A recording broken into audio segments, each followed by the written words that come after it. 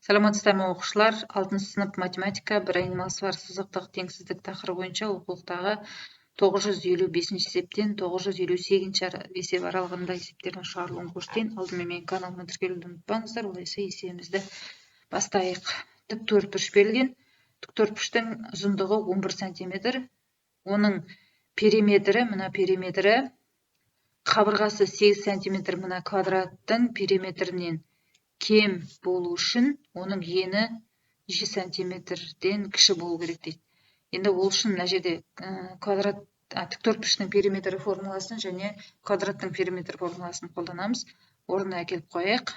2, мында А деген ұзындығы 11-ге тең, плюс В дегеніміз ені бұл X-ға тең.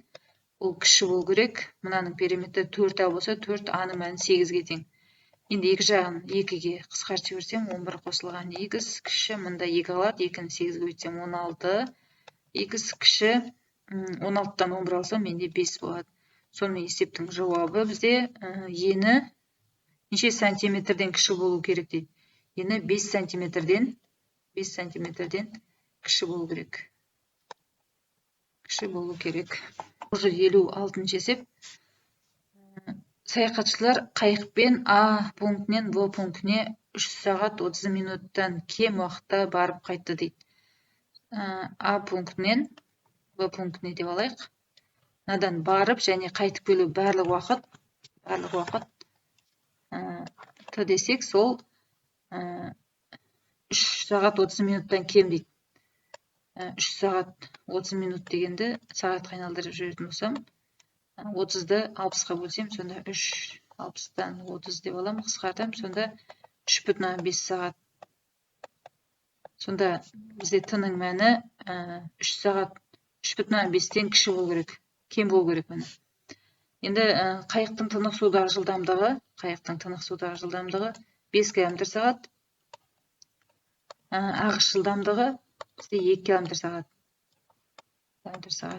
А пункті мен В пунктінің арақашықтығы неше километр болуы мүмкін дейді. Енді мына арақашықтығын X десек, сол неше километр болуы мүмкін. Енді мына жерде бізде мұндай есептердің бәрін шығару үшін S тең болады В көбейтілген Т деген формуланы қолданамын, бірақ бізде Т-ға қатысты теңсіздік құратын болғасын, Т тең болады осыдан S-ті В-ға бөлу формуласын қолданамын. Енді бірінші барғандағы уақытын табатын болсақ, Т1 деп алайын. Барғандағы уақыты бізде барлық жүрген жол біз X дедік қой. Мына S-тің орнына X қоям. В-ның орнына мен барғанда мысалы ағыспен баратын болса, тынық судағы жылдамдығына қосам ағыс жылдамдығын, сонда мынау X бөлінген 7 болады. Енді қайтып кетқандағы уақыты бізде барлық жол X деп белгіледік. Оны қайықтың жылдамдығынан ағыс жылдамдығын азайтам, яғни X бөлінген 3 болады. Енді баратын уақыты, мынау келетін уақыт екеуін қоссам, менде барлық уақыт шығады. Сондықтан X бөлінген 7 қосылған X бөлінген 3. Осы уақыт бізде 3,5-тен кіші болу керек. Ары қарай мына теңсіздік шығару үшін екі жағын 21-ге көбейтіп жіберу болады. Яғни мына 21-ге көбейтсем 3x болады, плюс мына 21-ге көбейтсем 7x болады. Кіші мынаны 21-ге көбейтетін болсам 3,5 21-ге 73,5 болады. Ары қарай мына екеуін қоссам, менде 10x кіші 73,5. X кіші 10-ға бөліп жіберсем 7,35. Сонымен біз X деп арақашықтықты белгіледік, сонымен жауабы бізде арақашықтық 7,35 километрден кем болу керек. Кем болу керек. Ары қарай. Келесі 957 есеп. Бірінші тракторшы 90-ға жер жыртқанда, екінші тракторшы 80-ға жер жыртып қойған еді дейді. Бірінші тракторшы бір күнде 4-ға жер жыртады, екінші тракторшы бір күнде 6-ға жер жыртады. Неше күннен кейін екінші тракторшының жыртқан жері бірінші тракторшының жыртқан жерінен артық болады. Так, неше күн дегенді X деп белгілей алайық. Неше күн дегенді X деп белгілей алайық. Бірінші тракторшы 90-ға жер жыртады, және бір күнде 4-ға жер жыртатын болса, X күнде 4x жер жыртады екен. Екінші тракторшы 80-ға жер жыртқан, бір күнде 6-ға жер жыртатын болса, X күнде 6х гектар жер жатады. Енді мына сөйлемге байланысты теңсіздік қарайтын болсам, неше күннен кейін екінші тракторшының жыртқан жері бірінші тракторшының жыртқан жерінен артық болады дейді. Ары қарай теңсіздік шығарайық. 4х минус 6х кіші 80 азайтылған 90. Бұл жерде минус 2х кіші минус 10. Теңсіздіктің екі жағын теріс санға бөлетін болса, минус 2-ге, онда теңсіздік қарама қарсы теңсіздікке өзгеріп кетеді. Минус 10-ды минус 2-ге бөлсем 5 қалады. Сонымен есептің жауабы бізде неше күннен кейін екінші тракторшының жыртқан жері бірінші тракторшының жыртқан жерінен артық болады. 5 күннен кейін. 5 күннен кейін. Келесі 958 есеп. Тігін шеберханасы жейделер мен көйлектер тігу үшін дүкеннен 51 метр мата сатып алды.